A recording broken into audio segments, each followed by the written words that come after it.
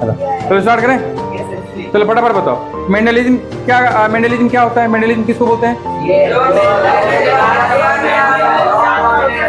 Sir Mendel के द्वारा जो भी बातें बताई गई उसको क्या बोलते हैं? मेंडलिज्म कहते हैं। इसमें लॉ ऑफ डोमिनेंस हो गया, लॉ ऑफ सिग्रेशन हो गया, ये मोनोहाइब्रिड में करके दिखाया था। लॉ ऑफ इंडिपेंडेंट असॉर्टमेंट ये किसमें डायहाइब्रिड में करके दिखाया था, ठीक है ना। अब जो बातें मेंडल ने नहीं कहा था या जो भी मेंडल ने कहा था वो आगे जा करके नहीं दिख रहा था, तो उसके बारे में किसने बताया था? कार्ल कॉलिन्स ने बताया था। और उसने बताया था क्या चीज? इनकम्प्लीट डोमिनेंस के बारे में और को डोमिनेंस के बारे में। और उन बातों को हम क्या कहते हैं? Non Mendelism. यानी जिस बात को मेंडल ने नहीं बताया उसको हम क्या बोलेंगे? नॉन मेंडलिज्म, ठीक है। ये पढ़े थे ना। अच्छा, अभी नॉन मेंडलिज्म यानी इनकम्प्लीट डोमिनेंस के बारे में पढ़ने के लिए हम सबसे पहले किसके बायोग्राफी जानेंगे? किसका बायोग्राफी जानेंगे? सर कार्ल कॉलिन्स का हम बायोग्राफी जानेंगे। तो सबसे पहले बताओ कि इसका नाम, पूरा नाम क्या था? Carl Collins. इनका बर्थ जो हुआ था यानी जन्म जो हुआ था कब हुआ था? कब हुआ था?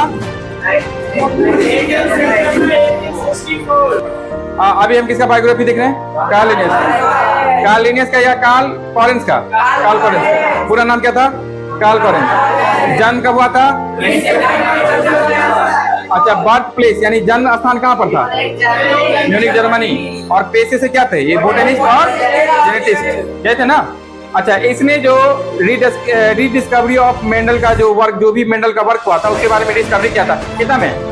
1900 ईस्वी में, ठीक है। चलो अब हम लोग जानते हैं कि इनकम्प्लीट डोमिनेंस होता क्या है। तो मैंने इसके बारे में बताया था तुम्हें कि सर इसमें जो भी एलील होगा या जो भी पेरेंट होगा उससे जो एक नया कैरेक्टर यानी F1 जनरेशन बनेगा वो उसमें अपने पेरेंट के जैसा कैरेक्टर नहीं दिखेगा। और इसी को हम क्या बोलते हैं? इनकम्प्लीट डोमिनेंस के नाम से जानते हैं, ठीक है ना। उसने किसने बताया था? कार्ल भाई, कार्ल कॉलिन्स ने बताया था, ठीक है ना। एक्सपेरिमेंट में क्या था इसका? एक्सपेरिमेंट क्या क्या था? इसने इन फ्लावर पे क्या था ना, एंथियम माजस या स्नैपड्रैगन डॉग फ्लावर हो गया। इसके अलावा क्या होगा? मिराबिलिस जलापा, 4 o'clock प्लांट भी बोलते हैं उसको, या गुलेबाग भी कहते हैं, या एंडालुसियन फ्लावर, ठीक है ना। ये सब चीज हुआ था। इसके अलावा जब इसके एक्सपेरिमेंट को देखेंगे, किसके एक्सपेरिमेंट को? यानी ये जो इनकम्प्लीट डोमिनेंस के बारे में जब बताया था इसके एक्सपेरिमेंट को देखेंगे तो उसने क्या किया था? एक रेड फ्लावर और व्हाइट फ्लावर वाला पौधा लिया, ठीक है ना। एक मेल और दूसरा फीमेल। अब इसका क्या करवा रहा है? क्या करवा रहा है? पॉलिनेशन करवा रहा है, ठीक है ना। तो जब पॉलिनेशन करवाएगा तो देखिए इसमें जो एलील बन रहा है वो क्या बन रहा है? आर। इसमें क्या बन रहा है? Small are. ये प्योर है ना? प्योर है कि होमोजाइगस है या हेटेरोजाइगस है? प्योर तो है लेकिन होमोजाइगस है कि हेटेरोजाइगस है? होमोजाइगस है, क्योंकि सेम है ना। गैमेट क्या होगा? इस दोनों में सेम है तो एक गैमेट आर बनेगा, इसमें दोनों सेम है तो स्मॉल आर बनेगा।